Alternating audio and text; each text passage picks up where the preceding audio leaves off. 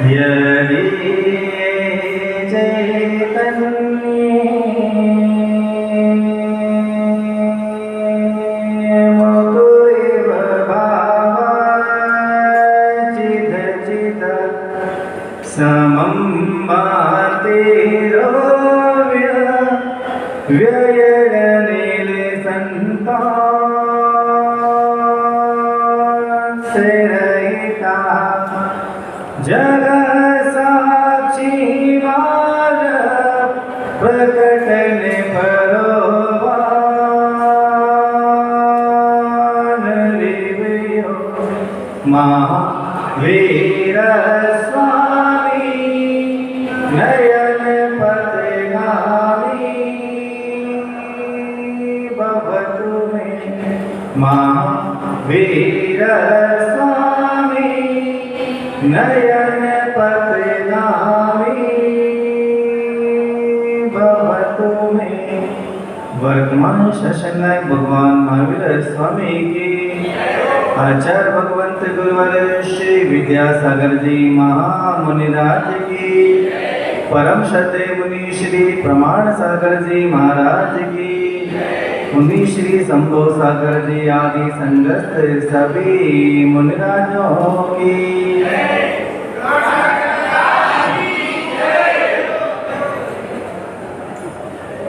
कहते हैं प्रकृति की सौम्य बोध में कहीं एक राज्य के बाहर एक गुरु का आश्रम था। जितना अच्छा आसपास का प्रकृति का वातावरण था उतना ही अच्छा आश्रम की व्यवस्था अनुशासन था। एक गुरु अनेक शिष्य उसके पास पढ़ा करते थे। पहले गुरुकुल की परंपरा थी कि एक बार बच्चा अगर 8 साल का हुआ तो 12 साल और जोड़ लीजिए उसमें, और 12 से 8 से लेके 20 साल तक की उम्र के लिए उसे गुरुकुल में भेज दिया जाता था। वो गुरु 12 साल अपने पास रख के जीवन के लिए उपयोगी जितनी भी शिक्षा होती थी उसे देते थे, और वहाँ से बाहर निकलने के बाद वो समाज का एक सभ्य नागरिक बन के अपना जीवन यापन करता था। वो गुरुकुल प्रवास था। अब थोड़ा सा जब समय बदला, शिक्षा आज भी है पर शिक्षा का ताना बना थोड़ा सा बदल चुका। तो उस आश्रम में अनेक शिष्य रहते थे। वो गुरु एक होने के बाद भी अनेक शिष्यों को अच्छी शिक्षा दिया करते थे। अब कहते हैं जो मेधावी छात्र होता है तो गुरु का उस पर विशेष लाड़ तो होता ही है।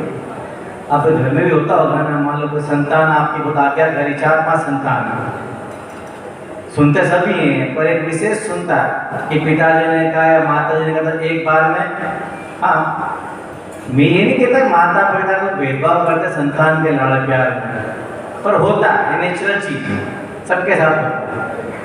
तो गुरु के साथ भी था कि एक उसमें मेधावी छात्र था, वो पढ़ने में भी होशियार है, वो गुरु की आज्ञा पालन करने में भी होशियार था।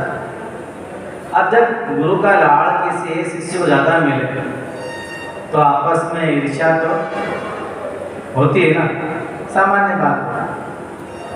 तो सारे छात्र देखते कि हम भी इतनी मेहनत से पढ़ाई करते हैं, गुरु जी की हर आज्ञा मानते हैं, तो गुरु जी का इस व्यक्ति है, इस छात्र के प्रति विशेष अनुराग है, मेधावी तो है। तो उनमें धीरे धीरे धीरे ईर्ष्या ने जन्म लिया। सब उससे जलने लगे कि किसी न किसी तरह गुरु के सामने इसको नीचा दिखाना है। तो आश्रम के सब काम बटे हुए थे आपस में, कोई पानी भरेगा, कोई जंगल से लकड़ी लाएगा, कोई खेती जाएगा, कोई खेती से सब्जियां लेके आएगा, अलग अलग काम जो जीवन के लिए जरूरी सब काम आपस में बटे हुए थे। उस मेधावी छात्र का एक नंबर आया कि जंगल से जाना है और लकड़ी लेकर आना है। इसी बीच जो उससे जलने वाले छात्र थे उन्हें कुछ चक्र की रचना करी, षड्यंत्र बनाया कि आज तो इसको गुरु की नजर में किसी भी तरह से गिराना तो है। जैसे वो जंगल से लकड़ी लेके आया और गुरु माता को रसोई में, जहाँ रसोई बनती थी सबकी इकट्ठे, जब गुरु का आशीर्वाद विशेष था तो गुरु माता का आशीर्वाद उसके ऊपर विशेष था। जैसे ही वो उस रसोई घर में लकड़ी रखने गया तो कुचक्री बालकों ने बाहर से रसोई घर का दरवाजा लॉक कर दिया और भले गुरु के पास, गुरु जी गुरु जी गुरु जी गुरु जी। बोले क्या हो? बोले हम तो आपसे पहले कहते थे। बोले क्या कहते थे? कि ये जो आप जिस पर इतना भरोसा करते हैं उसका आचरण ठीक नहीं है, तो चलो अपना काम करो। बोले हमारे पास सबूत है। बोले क्या सबूत तुम्हारे पास? बोले चलो दिखाते आपको। बोले वो लकड़ी देने के बहाने रसोई घर में गया, वो अंदर गुरु माता भी है, वो दोनों बंद है। अब उस गुरु को बहुत तेज गुस्सा है कि रोज मुझे नया नया कांड खड़ा करते हैं, चलो देखा जाए क्या। और जिसके सर पे गुस्सा सवार हो उसकी आंखें तो अंधी हो जाती, सबके साथ होता है। जब बहुत तेज गुस्सा आता है तो क्या आप सही निर्णय ले पाते हैं? बोलिए। गुस्से में तो जो सामने आया उसके बेंड बजना है आपकी भाषा में। और बड़ा तेज गुस्सा है गुरु को, क्या रोज की रोज लगा रखा है सभी, चलो देखते हैं। अब देखा था वाकई में दरवाजा बंद है। अब उन्होंने ये देखा कि बाहर से बंद है। खोलो खोलो खोलो, सब दरवाजे जितने बालक थे दरवाजे में टूट पड़े, बाहर से बंद अंदर बंद नहीं। वो बेचारा भोला भला अंदर तक लकड़ी जमा रहा था कि लाइन से लकड़ी जमा दो रोज कमाएगी। जब वो लकड़ी जब आप आवाज सुन के बाहर आया, दरवाजा खोला तो किसी ने आओ देखना था, उसकी पिटाई शुरू कर दी और गुरु ने उसकी पिटाई शुरू कर दी। विश्वास कर लिया हाँ कुछ तो गड़बड़ है। वो कहे गुरुजी बात क्या हुई, मुझे ये तो बता कि बात क्या हुई, मैंने कौन सा अपराध कर दिया? कोई सुनने को तैयार नहीं है। तू कुआचरणी है, तेरा सील ठीक नहीं है, तूने बदनाम करे मेरे आश्रम को, ये सब बहुत हमने लांछन लगाए। और मार पीट के गुरु शिष्य घर ने उसको आश्रम से बाहर धकेल के भगा दिया। वो गुरु ने अपनी स्वयं की पत्नी को चोटी पकड़ के आश्रम से बाहर निकाल दिया। क्योंकि जब विवेक चला जाता है तो इंसान को कुछ भी सूझता नहीं है। उसने बहुत क्षमा मांगी, गुरु जी मेरा अपराध तो बताइए, मैंने कौन सी गलती की? वो तुमने ऐसा कांड किया है। बोले आप कैसी बात करते, गुरु माता मेरे भगवान तुल्य, तेरा सोचना ही पाप है। तो कहाँ गुरु माता और कहाँ मैं तो अंदर आज मेरा क्रम था जंगल से लकड़ी लाने का, तो लकड़ी लेकर आया, आश्रम के अंदर किचन में जमा रहा था रसोई घर में।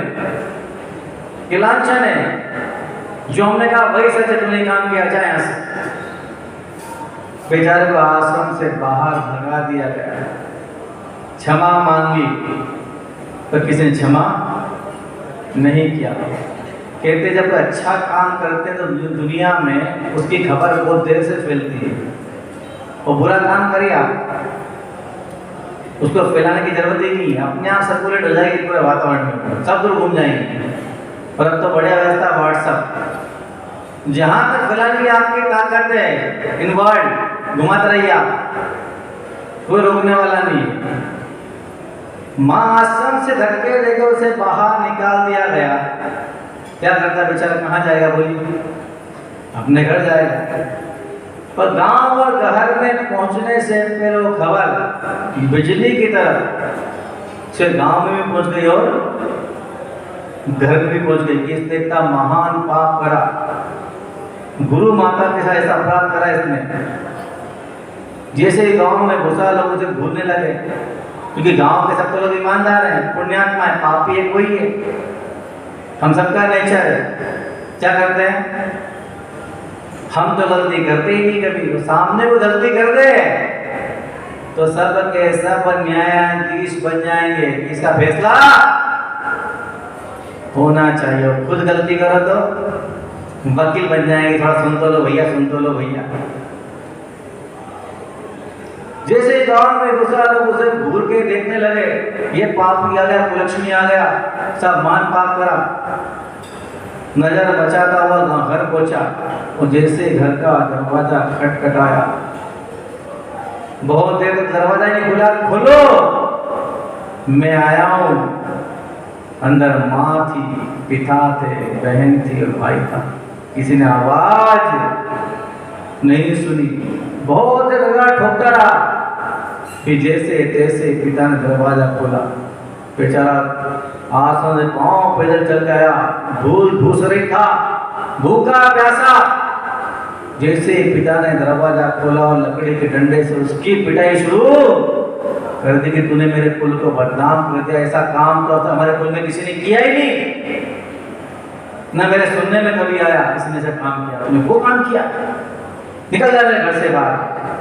उन्होंने कहा पिताजी आपको मुझसे भरोसा नहीं है, पर जिसको गुरु ही छोड़ दे उस पर कौन भरोसा करेगा, बोलिए आप। एक ही तो दरबार है दुनिया का जहाँ बिना किसी स्वार्थ के अपनी बात कह सकते हैं। और कुछ लोग वहां पे तिकड़म भिड़ाते हैं अपने अपने दिमाग में, क्या कीजिएगा। जिनको कहीं चेन लेने की आवश्यकता नहीं उनको कहीं भेज दो आप, कहीं भेज दो इनको आप, तो वहां कोई काम करते नहीं।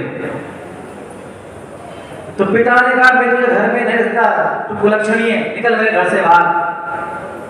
माँ ने डंडा मारा, बहनों ने गाली दी, भाई ने गाली, सबने उसको बाहर धक्के दे घर से बाहर निकाल दिया। उसकी बात सुनने को तैयार ही नहीं है। जब पाप कर्म का उदय आता है जीवन में तो कोई सहायक नहीं बनता। कहीं भी जाइए लोग सुनेंगे और बाद में धक्का देके बाहर निकाल देंगे। खूब कहा बेचारे ने, पर कोई तो इसकी बात नहीं सुनी। जैसे घर से बाहर निकला, हर दरवाजे पे आया, मुझे कुछ खाने को दे दो, मैं 2 दिन से भूखा हूँ, मुझे कुछ खाने को दे दो। लोगों ने ये तो सुना कि ये भूखा है, कुछ खाने को मांग रहा है, तो क्या देना चाहिए बोलिए। खाने को देना चाहिए तो उसको आप देंगे ना, आप भी नहीं देंगे, किसी ने नहीं दिया। वो जिस दिन दरवाजे पे गया धक्के मिली और गालियां मिली, कुछ नहीं मिला। और जो आया उसने उसकी पिटाई कर दी, हर घर में पिटा वो। तो जब चौराहे पे गया तो सबने सामूहिक रूप से उसकी पिटाई की। पिटाई खाते खाते इतना थक चुका कि सबने मिलकर उसको गांव के बाहर ले जाकर फेंक दिया। आश्रम में रात गुरु ने भगाया, तिरस्कार किया। जब घर में गया तो माता पिता ने तिरस्कार किया, और गांव के हर परिचित घर में गया तो उन लोगों ने तिरस्कार किया। क्या उसका अपराध कोई सही था? उसके अंदर इतना ज्यादा अपराध बोध पैदा कर दिया गया कि बात किसी ने नहीं सुनी। क्या आपके साथ कभी ऐसा हो कि आपने गलती ना की हो और आपको अपनी बात कहने का अवसर भी ना मिले, तो आपके अंदर क्या जन्म लेगा बोलिए। आपके अंदर संजनता जन्म लेगी कि आप दुर्जन बन जाएंगे। बस यहीं से शुरुआत होती है आतंकवाद की। दुनिया के इतिहास के पन्ने पलट के देखिए, जिन जिन लोगों ने अपनी अंगली पर आतंक के नाम पे दुनिया को नचाया है, उनका इतिहास पढ़िएगा कि अरे कहाँ से जन्मे थे लोग। इनके जीवन में ऐसी अप्रेम की घटनाएं घटती है जो इंसान को दिल मिला देती है। हर इंसान में इतना गहरा साहस नहीं होता कि तिरस्कार, अपमान, उपेक्षा के बाद को सज्जनता का जीवन जिए। हर व्यक्ति को सामर्थ्य नहीं होता। हम यहाँ पे समाज की पूछता हूँ, चाहे कहीं की समाज हो, समाज में तक मन मुटाव होता है, इसका कारण क्या है बोलिए। अपने अपनी जगह सब संपन्न है, किसी को किसी की आवश्यकता नहीं पैसे की, पर आपस में संपत्तियों के नाम पर हमने जो कब्जे कर रखे हैं, वो एक दूसरे के प्रति जो वैमनस्य का भाव है, वो महावीर की संतान होने के बाद भी हमें पास में आने नहीं देते। हम इसे धर्म कहते हैं। हम मंदिर जाते हैं, भगवान के दर्शन करते हैं, उनकी पूजा करते हैं, साधुओं के वचन सुनते हैं, सब काम करते हैं श्रावक के आवश्यक, उसमें कोई कमी नहीं होती। पर कर्ण मात्र भी हमारे जीवन में उसका प्रभाव नहीं पड़ता। हमारे बाप ने जो गलती की थी कि फला फला से हमारे पिताजी की लड़ाई हो गई थी, हमारा बाप मूर्ख रहा होगा, संतान पढ़ी लिखी बाहर से आई, उसने अपने पिता से ये नहीं पूछा कि पिताजी आके लड़ाई क्यों उस खानदान से हमारी। पढ़ी लिखी संतान है ना, पिता बोर्ड से पढ़ के आई है, हाई एजुकेटेड है, तो उस खोखली संतान ने भी पिता की बात को सही माना। वो पुरानी पीढ़ी की जो वैमनस्यता की परंपरा है उसको आगे वो आराम से चला रहा है। बताइए बाप गलत या सही, बेटा गलत या सही? जो खानदान लड़ाई करते हैं आपसे, कई खानदानों पर लड़ाई होती है, कभी इनकी तह में जाके देखना, इनकी लड़ाई में कोई दिन होता ही नहीं है।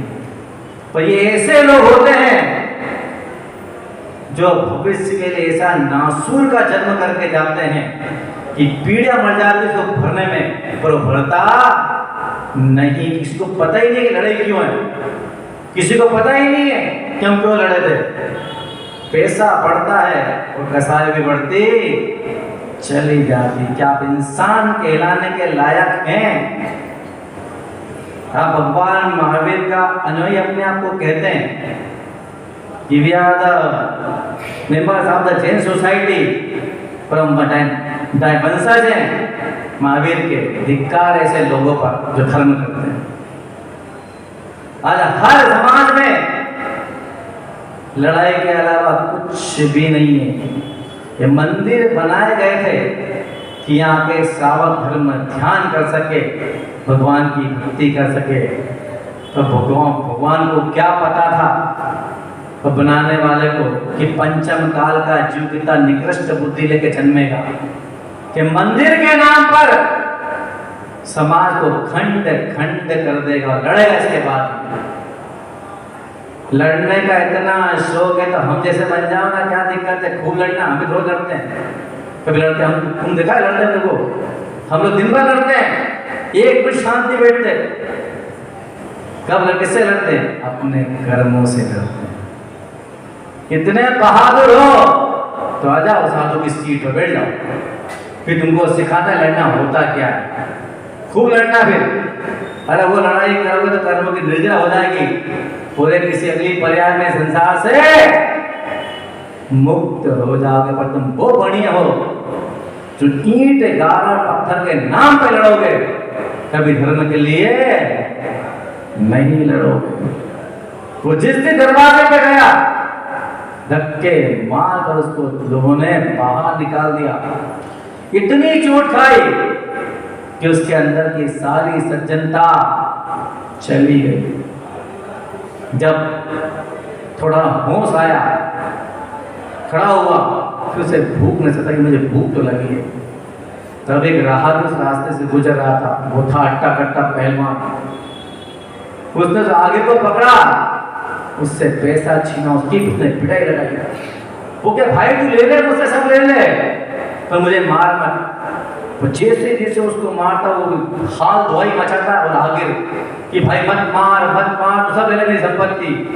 और जैसे जैसे मारता वो यात्री चिल्लाता, उस छात्र को बड़ा मजा दे। अब मजा आया मेरे को, क्योंकि दुनिया ने मुझे यही दिया है और दुनिया को अब मैं यही दूंगा। 2 रोटी की भूख उसके पेट में थी, कोई खिला देता तो आज किसी राहगीर को नहीं मारता, नहीं मारता किसी को। पर किसी ने उसकी नहीं सुनी। उसको पेट की आग तो बुझाना है। जब पेट की आग उसने बुझा ली, अपनी रोटी छीन कर खा ली, उसे लोगों को मारने में बड़ा मजा आता। लोग दुआ मांग हाथ जोड़ते, हमें माफ कर दो, छोड़ दो। पर जैसे लोग तड़पते उन्हें और मारता, उसे और मजा आता। एक सवाल पूछना चाहता हूँ, जो इतना मेधावी छात्रा पढ़ने में निष्ठान था, उसको हत्या करने, पिटाई करने में इतना मजा क्यों आया? बोलिए, उसके अंदर ये दुर्जनता कहाँ से जन्मी? वो अकेला इसका जिम्मेदार है जिम्मेदार? बोलिए, अकेला जिम्मेदार इंसान कभी हो ही नहीं सकता किसी घटना के लिए। जब तक सामूहिक योगदान ना हो किसी बुरे कार्य में, इंसान बुरा नहीं बनता। हम समाज में रहते हैं, वो समाज में हर तरह के व्यक्ति होते हैं। कोई कहते हैं ये इंसान बहुत बुरा है, आपने अनाउंस करें इंसान बुरा है, ठीक है, क्या आपने जाके कभी देखा इंसान बुरा क्यों है? हम कभी प्रयास नहीं करते। हम वो लोग हैं जो मलाई खाने से मतलब रखते हैं, दूध तो हम पीते ही नहीं। आपने दूध देखा है क्या? दूध कहाँ होता है, मलाई कहाँ होती है? मलाई दूध के ऊपर होती है, दूध कहाँ होता है? मलाई के नीचे। तुम्हारी समझदारी की बात है, मलाई की पुष्टि को तो दूध कौन पिएगा? मलाई खा लिया दूध, पर दूध नहीं मलाई को जन्म दिया है। उसमें झांक के तो देख लो कि बनी कैसे। जो इंसान बुरा है समाज के अंदर, उसके पास जगह बैठ के भाई बात तो बता, इधर हुआ क्या है? ये प्रयास समाज के लोग कभी नहीं करते। और जो बुरा हो गया उसको इतना टॉर्चर करेंगे, उसकी ऐसी इमेज बना देंगे कि वो चाहे तो भी सुधर नहीं सकता, उसके भाव भी नहीं होते हैं। हर समाज में कहानी है। एक बार अटल बिहारी वाजपेयी को कहीं पे बुलाया गया, ये मुझसे दिल्ली की घटना आई। तो जैन धर्म के अच्छे मरमत के पढ़ा हुआ जैन साहित्य, उन्हें अच्छी लंबी जोड़ी स्पीच दी। उस स्टेज पर जैन साधु बहुत सारे बैठे हुए थे। तो अटल जी ने अच्छी आधे घंटे की स्पीच दी, और स्पीच देने के बाद जो अंत अपनी स्पीच का अंत कर रहे थे, तो एक बात उन्होंने कहा कि मैं जैन धर्म से बहुत प्रभावित हूँ, मैं जैन धर्म से बहुत प्रभावित हूँ, परंतु जैनियों से नहीं। सोचिए आप, इतने बड़े विद्वान ने भरी सभा में बिना हाथ उठाए क्या जोर का तमाचा समाज के मुंह पे मारा।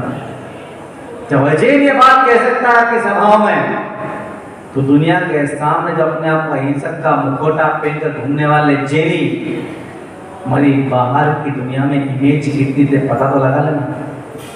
घर में कितने गुर्रा लो तुम कि हम तो बहुत बढ़िया हैं, दुनिया के बाजार में तुम्हारी कीमत क्या है देख लेना। जैनियों का ना तो राजनीति में वर्चस्व है कि आज की असेंबली में एक भी जैनी सांसद नहीं। हम घर के समाज तो घर के चुनाव तो बहुत लड़ते हैं। आज समाज की ये हालत है कि श्रावक नाम नेता ज्यादा है समाज में, सब नेता हैं। नेतागिरी करने का इतना बढ़िया शौक है तो उठिए ना यहाँ से, समाज से बाहर जाइए। वो जो पार्टियां देश को लीड करते हैं भर्ती हो जाइए, वहां लड़ेंगे तो किसी पोस्ट पे जाएंगे तो समाज के काम तो आएंगे। कि समाज में चुनाव लड़ करके समाज को खंड खंड करने नेताओं में जितना आदमी उतने नेता हो गए। हर मंदिर अलग अलग।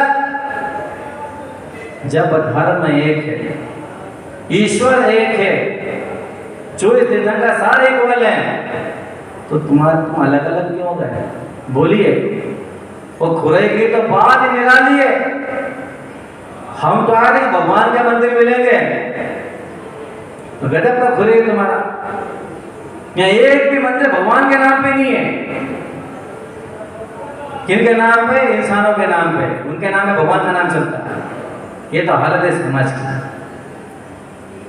जितने मंदिर उतनी संस्था, उतनी लड़ाई, उतने नेता। अरे क्या नेतागिरी का शब्द बाहर निकलिए, नेतागिरी कीजिए, किसी पार्टी में सबमिट हो जाइए और फिर कीजिए आप कुछ बन जाएंगे, समाज का भला करेंगे। जब आजादी के बाद पहली बार संसद बनी तो आपको आश्चर्य होगा सुन के, उस पहली संसद में 543 में से 52 सांसद जैन थे। ये जैन की टूटी बस्ती थी। तब जैन समाज के लोग, जैन नेता समाज को मुट्ठी में रखकर व्यवस्थित चलाते थे। तो बाहर इनकी दाल गली नहीं, धीरे धीरे धीरे धीरे धीरे करके तो ये नेता बन के समाज को फोड़ने का काम करते हैं, इसे नेता कहलाते हैं। आज समाज में तकलीफ सजा किससे? इन तथाकथित नेताओं से। 4 चीज अपने पीछे लगा लेंगे पूंजीवादी होने के नाम पे और समाज में आग लगाते रहेंगे। सबकी एक कहानी है। उसे बड़ा मजा आता मार पिटाई करने में, छीना झपटी करने में, तो और उसका क्रोध बढ़ा तो उसने हत्याएं करना भी शुरू कर दी और धीरे धीरे इतना बड़ा हत्यारा और दस्यु बन गया कि उसका नाम सुनते लोग कांपते थे। वो जो कर्म करता था, वो कर्म क्या, हत्या करने के बाद वो उस लाश की अंगुली काट कर अपने गले में पहनता था। वो जो कर्म करते करते कि ये अंगुली काट कर अपने गले में पहनता हत्या करने के बाद, तो पूरे इलाके में उसका नाम क्या पड़ गया, अंगुलीमाल। एक महान दस्यु बन गया जिसका नाम पूरे राजा भी कांपते थे कि जो रास्ते से गुजरता उसको जिंदा तो कभी बचना ही नहीं है। उस समय उस राज्य पर राजा बिंबिसार का राज्य था। उसने अपने सेनापति से कहा कि सेनापति जाओ तो अंगुलीमाल को पकड़ के जेल में डाल दो कि आतंकी पर्याय बन चुका है। अभी तक 999 हत्या हो चुका है। 999 उंगली अपने गले में पहन चुका है। मैंने सुना है कि वो सिर्फ एक हत्या की और तलाश में है। वो 1000 हत्या करने का उसका संकल्प है। सेनापति गया पर अंगुलीमाल उसके हाथ नहीं आया। समय अपनी गति से चलता रहा। तभी उस गांव में, जिस गांव के लोगों ने उस अंगुलीमाल को, उसे मेधावी छात्र को धक्के मारकर अपने गांव से बाहर निकाला था, उस गांव में गौतम बुद्ध का आना होता है। वो गौतम बुद्ध भिक्षा मांगते हुए जो हर घर में जाते हैं, वो भिक्षा लेने के बाद उस गांव से उस रास्ते की तरफ आगे बढ़ते हैं जहाँ पर अंगुलीमाल का नाम का दस्यु वो जंगल में रहता था। जैसे ही भिक्षा लेने के बाद बुद्ध आगे बढ़ते हैं तो एक किसान महिला उसको बोलती कि भंते आप इस तरफ कहाँ जा रहे हैं? बोले मैं तो अपने मार्ग पर जा रहा हूँ। बोले कौन से मार्ग पर जा रहे हैं? किस गांव में आया था, यहाँ से भिक्षा मैंने ले लिया। बोले मेरा मार्ग तो आगे की तरफ जाता है, मुझे आगे की तरफ जाना है। तो बोले भंते यहाँ से मत जाइए, यहाँ पर महान आतंक का पर्याय दस्यु अंगुलीमाल रहता है जंगल में। जो भी रास्ते से गुजरता है वो किसी को जीवित नहीं छोड़ता है। बोले क्या यह संकल्प है उसका? उसने 999 हत्या कर दी है, बस एक हत्या उसे और करना है। उसका संकल्प है कि वो 1000 लोगों के प्राण लेकर ही रहेगा। गौतम बुद्ध के कान में जब ये बात पड़ी कि वो एक आत्मा जो अपने संकल्प के लिए तड़प रही है, जिसके अंदर इतनी वेदना है, जरूर इसके मन का कोई सच होना चाहिए। जब प्रकृति किसी इंसान को क्रूर कभी नहीं बनाती है। जब किसी का बालक जन्म ले, चाहे इंसान का हो चाहे तिरंज का हो, तो माँ का दूध ही पीता, तो खून नहीं पीता। इंसान जब सबके बीच रहता है तो धीरे धीरे खून पीना सीख जाता है। गौतम बुद्ध का दिमाग चला कि जरूर इसकी घटना के पीछे जो आज वर्तमान व्यक्ति है ऐसा क्यों बना, मुझे इसे जरूर मिलना चाहिए। कोई सामान्य इंसान होता तो शायद वो सोचता रास्ता बदल दो, मुझे क्या काम उस रास्ते से, बहुत सारे रास्ते कैसे चला जाऊंगा। पर जो संत होते, महात्मा होते हैं, वो अपनी तरह सबको समझते हैं कि जैसे मैं अपने कर्मों से पीड़ित हूँ, उसके कारण दुख का भोग कर रहा हूँ, शायद वो आत्मा भी अपने कर्मों से दुखी रही होगी, इसी कारण दुखी जरूर मिलना चाहिए। उस किसान महिला ने कहा कि भंते लौट जाइए यहाँ से, इस तरफ मत जाइए।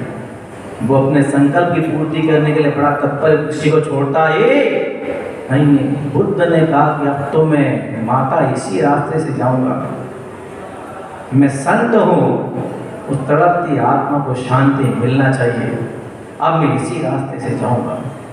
मना करने के बाद भी गौतम बुद्ध नहीं माने और उसी रास्ते से, जंगल के रास्ते से आगे बढ़े।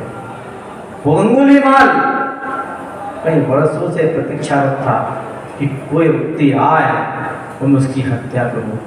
कि उसका नाम इतना मशहूर था उस समय कि सभी लोगों ने जंगल के रास्ते जाना छोड़ दिया था। गौतम बुद्ध चले उस रास्ते में। अंगुलीमाल पहाड़ी पर एकांत में कहीं बैठा हुआ था।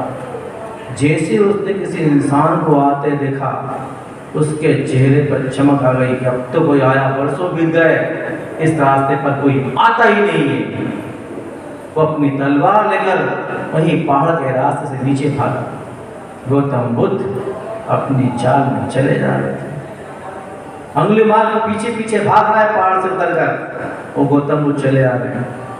वो जितनी ताकत थी उसके पास, वो पीछे दौड़े चला जा रहा है, दौड़े चले जा रहा है, पर गौतम बुद्ध को पहुंच नहीं पा रहा है। वो सोचता है मन की पहली बार ऐसा हुआ जीवन में कि मैं दौड़ता हूं पर पहुंच नहीं पाता हूं। आखिर रहस्य क्या? जब थोड़ा नजदीक पहुंचता है तो कहता है ठहर जा, कहां जाता है? गौतम बुद्ध पहली बार उसकी आवाज सुनते हैं तो कोई ध्यान नहीं देते। फिर कहता है ठहर जा, कहां जाता है? वो फिर ध्यान नहीं देते। और तीसरी बार कहता है रुक जा, तेरी हत्या कर दूंगा।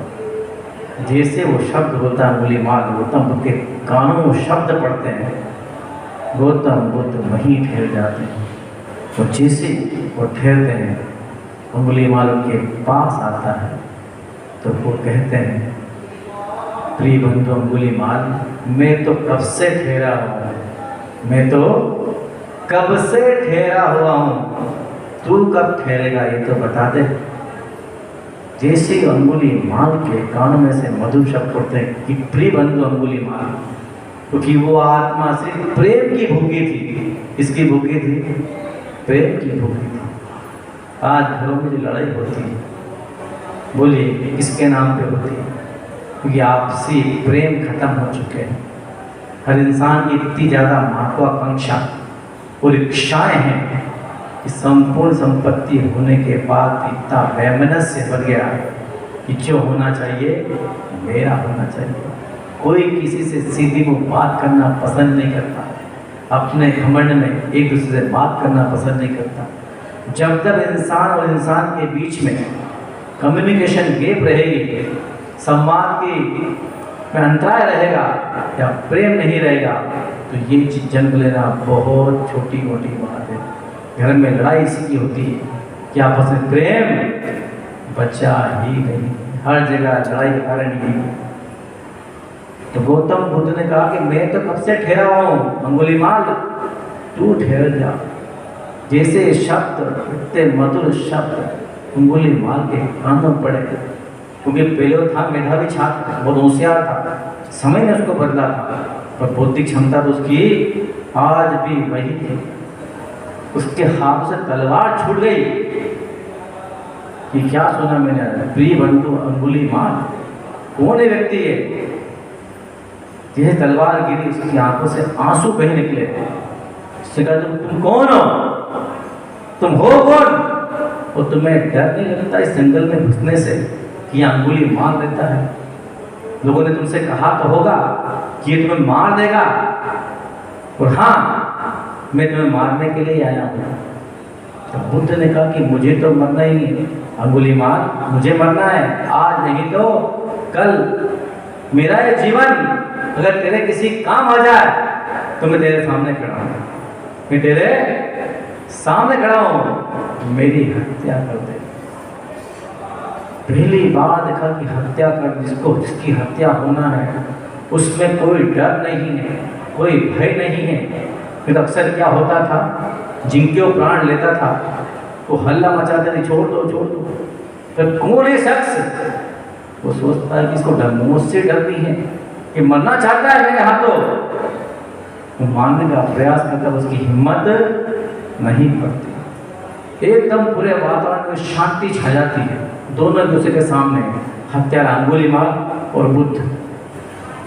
तब मौन तोड़ते हुए बुद्ध ने कहा कि अंगुलीमाल, मैंने सुना है कि जब कोई मरने को होता तो उसकी अंतिम इच्छा पूरी की जाती है। बोलो क्या कहना चाहते हैं? तुम्हें तो मरना ही है, तो बोली मेरी अंतिम इच्छा पूरी कर दो। बोले बोल क्या बोलता? फिर सामने तुम्हें वृक्ष दिख रहा है? बोले हाँ। बोले उसने टहनी तोड़ के लाओ। बोले कौन सा बड़ा काम है, अभी लेके आता हूँ। दौड़ के तुरंत अंगुलीमाल गया और टहनी तोड़ के उस वृक्ष में से ले आया। ये ले। बोले हाँ तुम ले आए, मेरा एक काम और कर दो। बोले बोल, एक तो मेरा और बोल क्या चाहता है? कि जिस वृक्ष से तुम टहनी तोड़ के लाए हो इस टहनी को वापस वहीं जोड़ दो।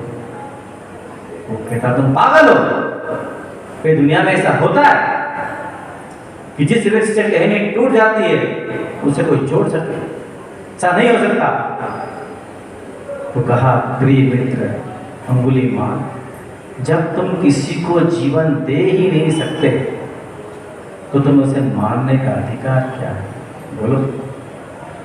इतनी गहरी बात कि जिसको तुम जीवन नहीं दे सकते उसे तुम्हें मारने का अधिकार क्या है?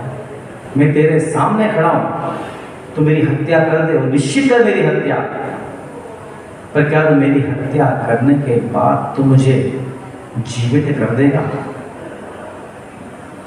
जैसे उसने बात सुनी कि जब तुम्हें जीवन देने का अधिकार नहीं है तो हत्या करने का अधिकार तुम्हें किसने दिया? वो धड़ाम से गिरता है, वो गौतम बुद्ध के चरण पकड़ लेता है।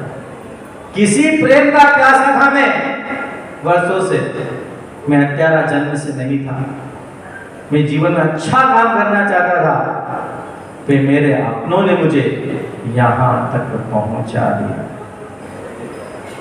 आप किसी से लड़ाई करते हैं, उसको बुरा बोलते हैं, उसे धिक्कारते हैं, बोलिए आप क्या सोचेगा आपके बारे में? अच्छा कि बुरा? बुरा सोचेगा। धीरे धीरे वो अगर मानसिकता उसकी दिमाग में जाके बैठ जाए वो आपका प्रबल शत्रु बन जाएगा, महान विद्वेषी बन जाएगा आपका, वो आपको नहीं छोड़ेगा। हमारे शब्द इतने खतरनाक होते हैं, इतने कड़े, इतने कठोर होते हैं, जिसके कानों में जाते हैं कान के माध्यम से मन को भी, हृदय को भी छेद देते हैं।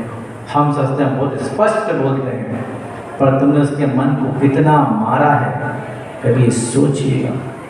एक घटना मैं आपको सुनाता हूँ, ये जैन समाज की सत्य घटना। एक झारखंड का एक बड़ा शहर, हमारे जैन दंपत्ति रहते हैं, उनकी मिनरल वाटर की फैक्ट्रियाँ हैं कई सारी, खंडेलवाल दिगंबर जैन नाम थी खुदा किसी का। सेठ के पास कई गाड़ियाँ थी, पर पर्टिकुलर एक ड्राइवर गाड़ी की फिक्स थी सेठ जी, वो उसी से आते, उसी से फैक्ट्री आते थे। एक दिन की बात की न जाने सेठ और ड्राइवर में क्या दोनों में बहस हुई। सेठ जी सब अच्छा ही थी, पर जब सेठ को गुस्सा आता था ना तो गंदी गंदी गाली देता था वो बेरोक टोक। अक्सर ड्राइवर सुनता, लेकिन सुनते सुनते न जाने क्या दोनों में लड़ाई हुई। उसने सेठ पे हाथ उठाया और सेठ ने उसकी रिपोर्ट डलवाई और जेल में डलवा दिया। बात आई गई होगी, सेठ जी नया ड्राइवर रखवा लिया और पुराना ड्राइवर जेल में बंद। सेठ पावरफुल था, 4-6 महीने जो भी बीते बात खत्म हुई। उसने पुराने ड्राइवर ने जो नया ड्राइवर सेठ ने रखा था उससे सांठ-गांठ की। क्या की? उससे दोस्ती की, दोस्ती हुई। एक दिन सेठ अपने नियत कार्यक्रम की तरह अपने घर से निकलता है। सुबह 9 बजे फैक्ट्री जाता था, मतलब 12 से 1 बजे वापस लंच करने के लिए घर पे आता था। 1 बजा, 2 बजा, 3 बजा, सेठ जी घर पे ही नहीं आए। ड्राइवर को फोन लगा, ड्राइवर का फोन ना उठा, रिपोर्ट लगाई, कहीं सेठ जी मिले ही ना। सुबह से शाम हो, शाम से रात हुई, कोई नामो निशान नहीं है। ड्राइवर भी गायब, गाड़ी भी गायब और सब गायब, कुछ मिलने को तैयार नहीं। 3 दिन बीत गए, एसपी, डीएसपी, मंत्री सारे लग गए उसमें, बस सेठ जी कहीं पता नहीं। बात घटना 7 दिन बीत गए, कितने? 7 दिन, सेठ का कहीं पता नहीं। तब सेंट्रल से फोर्स लगाया गया, इस घटना की जांच की जाए। मंत्री ने फाइल बंद कर दी थी कि अभी उसे पता ही सेठ कहाँ है। उनका जमाई रेलवे में बहुत बड़ी पोस्ट पे, इंडिया लेवल की पोस्ट उसके पास, उसने सीएम से पीएम से बात की और प्रेशर डलवाया काम होना चाहिए। तो ऊपर से दबाव आया तो जैसे तैसे पुराना ड्राइवर नया ड्राइवर उनके हाथ लग गए और पुलिस ने उसको टॉर्चर किया। तो उसने जब पोल खोली, आपको सुन के बड़ा धक्का लगेगा, इंसान कहाँ पहुंचा। उसने कहा कि मैंने सेठ जी को नहीं मारा, मैंने सेठ जी को नहीं मारा, पर उनकी हत्या का साक्षी हूं, मैंने नहीं मारा। फिर ड्राइवर तू था, गाड़ी तू चला के ले गया था उस दिन, बोले हाँ मैं स्वीकार करता हूँ, इस सेठ जी को हत्या के स्थान पर मैं लेके गया था, पर मैंने नहीं मारा। बोले इनका कोई पुराना ड्राइवर है, उसने मुझे नोट का लालच दिया पैसे का, उसके कहने पर सेठ जी को मैं जब फैक्ट्री से लौट रहा था, घर न लाके मैं जंगल के रास्ते पर ले गया।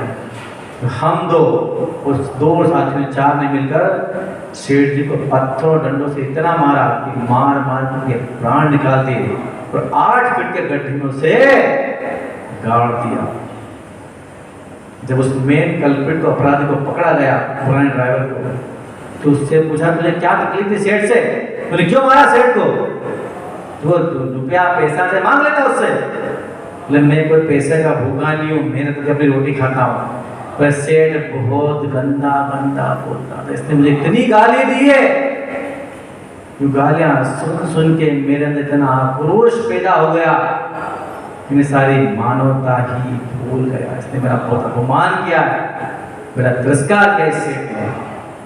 सोचिए आप कि छोटी छोटी बातें जब अपने नौकर दाई और दासी को बोलते हैं, वो सुन तो लेते हैं उस समय, अब मान लो उनके अंदर की सज्जनता चली जाए, क्रूरता जाग जाए, तो आपका अस्तित्व उनके सामने कितना छोटा है।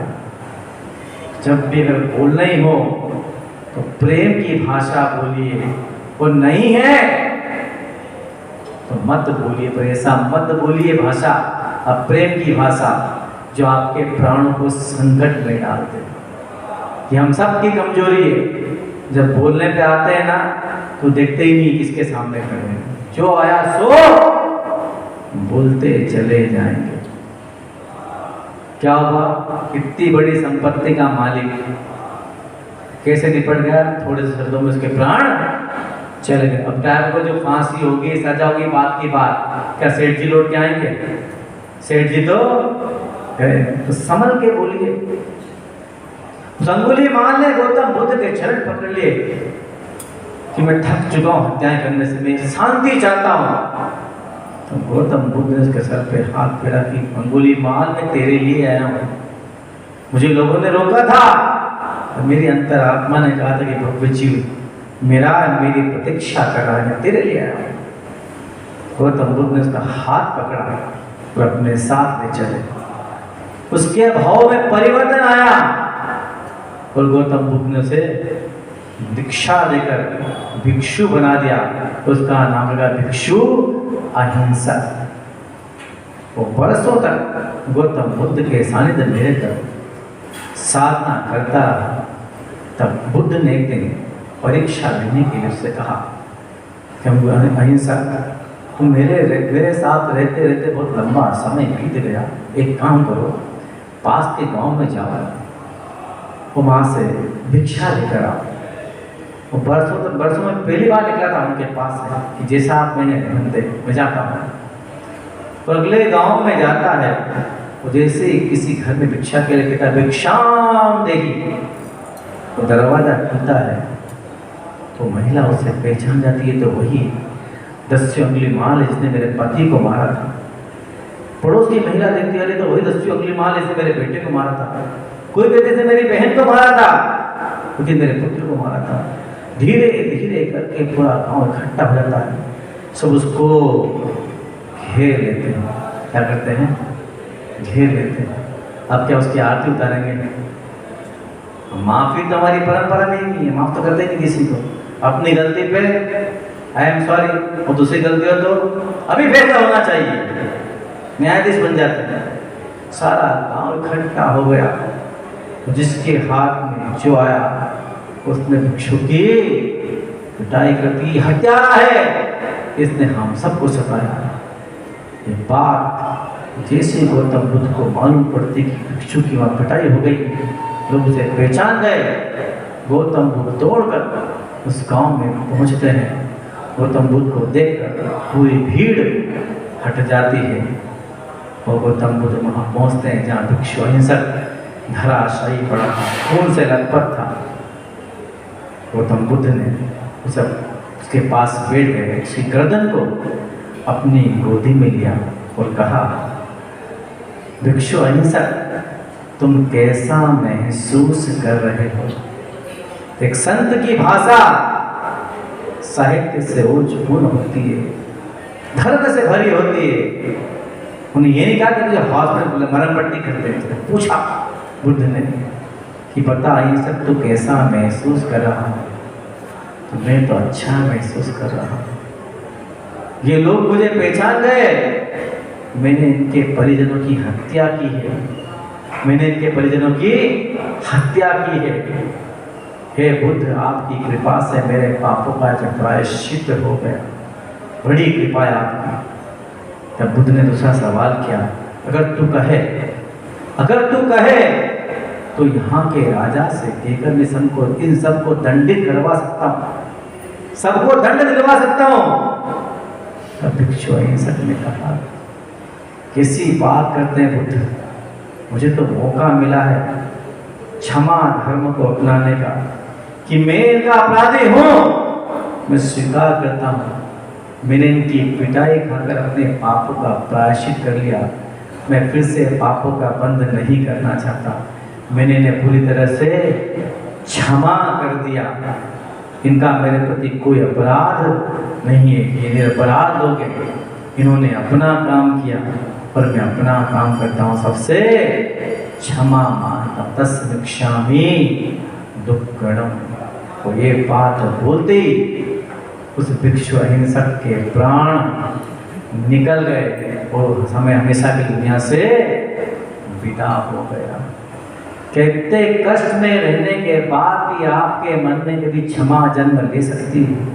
बोलिए, आपका जन्म तो अहिंसक कुल में हुआ है।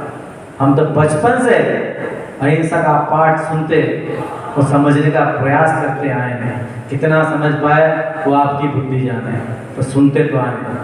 इतने घोर कष्ट में, इतनी बड़ी वेदना में भी क्या हमारे मन में क्षमा धर्म जन्म ले सकता है?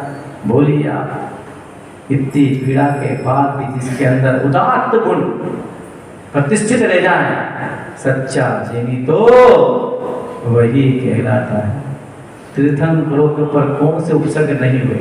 हम भगवान पार्षद स्वामी की पूजा करते हैं, वो कहते 10 भोग तक कमठ ने क्या किया? उपसर्ग। चाहते तो किसी एक पर्याय में फूक मारते, कमठ जाने रहे कहाँ जाता, पता नहीं चलता कमठ का कहाँ गया कमठ। पर अपनी समता, पर अपने लक्ष्य को उन्होंने किसी पर्याय में नहीं छोड़ा। और आज कहाँ है? हम सबके आराध्य भगवान तीर्थंकर प्रभु वासनाथ है, तो उन्हीं के वंशज हम लोग हैं। ज्यादा नहीं तो जितना बन सके अपने जीवन में इन गुणों को विकसित कीजिए, तब कहीं जाकर जैनी कहलाएंगे। नहीं तो दुनिया में एक नेता ने तो कहा था कि मैं जैन धर्म से बहुत प्रभावित हूँ, परंतु जैनियों से नहीं। तो जैन धर्म को अपने जीवन में उतारने का प्रयास, ताकि कुछ अंश में हम जैनी बन सकें। जैन समाधि तो बहुत है, पर जैनी व्यक्ति आजकल नहीं मिलते। जहाँ जाओ, हम लोग तो फकीर लोग हैं, आज यहाँ और कल वहाँ। समाज तो बहुत मिलती है, पर जैन व्यक्ति बहुत कम मिलते हैं। हम भी ढूंढते हैं। हम गौतम बुद्ध तो नहीं है, तो देखती हमारी आंखें भी है और समझता हमारा मस्तिष्क भी है, या फिर है क्या? भगवान से प्रार्थना करता हूँ आप सबके जीवन में जैनत्व के जो गुण हैं आज से विकसित हो, वो जीवन के अंतिम सांस तक जब इस दुनिया से विदा आप लोग होंगे, तो कुछ न कुछ अंशों में हम जैनी बनकर इस दुनिया से विदा हो जाए। ये दुनिया हम पे, हमारे कर्म हम पे हंसेंगे कि तो अपने पुण्य कर्म के योग से जैनी बनकर तो जैन कुल में जन्मा था, पर कैसा तू जिनी बना। तुझे अवसर मिला था अपने पाप कर्मों का थोड़ा क्षय कर ले, उन्हें कम कर ले, अहिंसा के माध्यम से अपने पाप को घटा ले। पर धिक्कार है तेरी बुद्धि को और तेरी लिप्सा को कि तू पाप तो तूने कम किया और पुण्य के उदय में पाप का बंध ज्यादा करके दुनिया से विदा हो रहा है। तो जीवन के अंतिम सांस आने से पहले अपने अंदर जीनत की स्थापना करने का प्रयास कीजिए। कोई बहुत बड़ा उपक्रम नहीं करना है, ना महाव्रती बनना है, ना अनुवती बनना है। जो 10 धर्म आपको सिखाएंगे 10 लक्षण के माध्यम से, उन्हें अपने जीवन में व्यवहार में उतारने का प्रयास कीजिए। क्योंकि 10 धर्म के 10 पहले 5 धर्म पूरी तरह व्यवहार के लिए हैं। अगर आपके आचरण में 5 धर्म आ गए शुरू के, आप अच्छे खासे जीनी बन जाएंगे। पिछड़ा अवस्था को आपको दीन करते रहिए, पर अपने अंदर जीनत का बीज जरूर पैदा कीजिए। ये मत देखिएगा कि सामने वाला 5 पूजा करता है, रोज शांति धारा करता है, अभिषेक करता है, वो श्रावक के चढ़ आवश्यक है, पर अपने आचरण में इसे अहिंसा, प्रेम और क्षमा अपने आचरण में, अपने व्यवहार में लेकर आइए, ताकि आप जीनी बन सकें। तो अपने आप से रोज पूछिए, क्या मैं जीनी हूँ? जिस दिन आपकी आत्मा मान जाए कि हाँ मैं कुछ अंशों में जीनी बन तो रहा हूँ, बस खुद की संतुष्टि हो जाए, उसी का नाम है जीवन धर्म। प्रयास कीजिएगा कि आप जीनी बने। हम तो आज हैं, वो कल का पता नहीं, तो कहीं भविष्य में लौटना हो वापस इस नगर में, तो भगवान के नाम पे मंदिर मिले, तो जो मिले वो जीनी मिले। बोलिए अहिंसा परमो धर्म की जाएगा जब यहाँ से कुछ भी न साथ होगा, 2 गज कफन का टुकड़ा तेरा लिबास होगा, कांधे पे जब ले जाए परिवार वाले तेरे, यमदूत ले पकड़ के हो लेते तेरे घेरे, पीटेगा छाती अपनी कुनबा उदास होगा, 2 गज कफन का टुकड़ा तेरा लिबास होगा, चुन चुन के लकड़ियों में रख दे तेरे बदन को, आकर के जट उठा ले महकर तेरे कफन को, देवेगा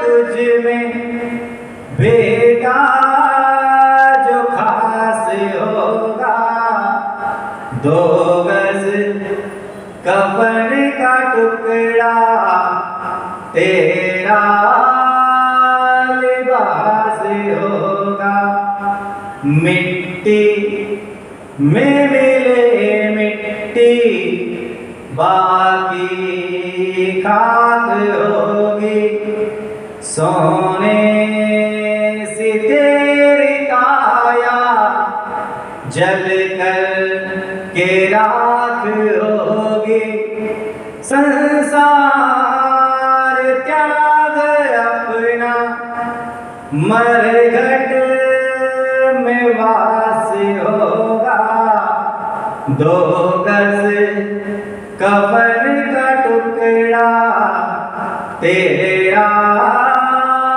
लिबास होगा, प्रभु का नाम भज के भव सिंधु पार होते माया मोह में फंस कर जीवन अमोल खोते गुरु का नाम भजले बेड़ा जो पार होगा दो गज कफन का टुकड़ा तेरा लिबास होगा दो गज कफन का टुकड़ा तेरा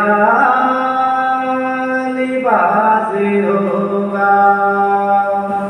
भोलिया चक्रवर्ती गुरुवर श्री विद्यासागर जी महामुनिराज की परम श्रद्धेय मुनि श्री प्रमाण सागर जी महाराज की परम पूज्य मुनि श्री 108 विराट सागर जी महाराज की 2,51,000 की राशि श्री महेंद्र कुमार जी, राजेंद्र कुमार जी, सुनील कुमार जी, अनिल कुमार जी पिठौरिया परिवार ने कल पूज्य मुनि श्री समोसा जी महाराज की आहारचर्या उनके घर में हुई थी, उसके उपलक्ष्य में दान राशि की घोषणा की है और उनके भावों की बहुत बहुत अनुमोदना।